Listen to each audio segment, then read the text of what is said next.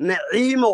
joker jugta culus waxay nagaga furan tahay 3 dalqadood ba nagaga furan tahay naciimo adiga iyo tolka bariyo weynta ma jeerteenba soo wada baxa waad naga furan tahay annaga waad naga furan tahay nin inaad raadso adigoo $5 lagu gadayo dagaal xoogan oo u dhaxeeya Daahir Cabdulle Calasow iyo Naciimo Joker ayaa dib uga qarxay aaladda TikTok waxaana dagaalkan sababay kadib markii aaladda TikTok uu dagaal ku dhex maray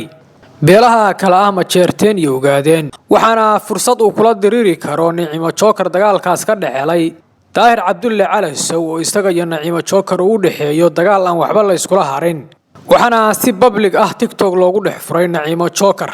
muuqaalkan ayaad ku daawan doontaan cadeymahaas oo dhan iyo sida wax u dhaceen fadlan daawade waxaan ka codsanaynaa inaad muuqaalkan like saarto una share garayso asxaabtaada falowna soo dhahdo page-kan si aad noola jaan qaado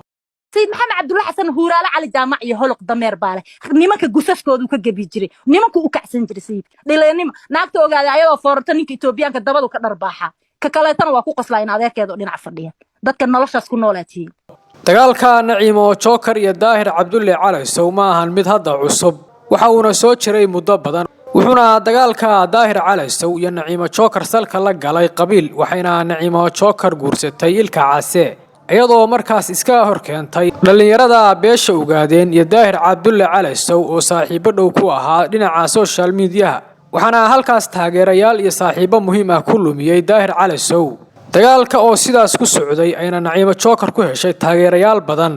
ayaa hadda waxa fursad helay Daahir Calasow oo muddo badan raadinayay chance-kan haddaba sidee fursadan ku helay Daahir Calasow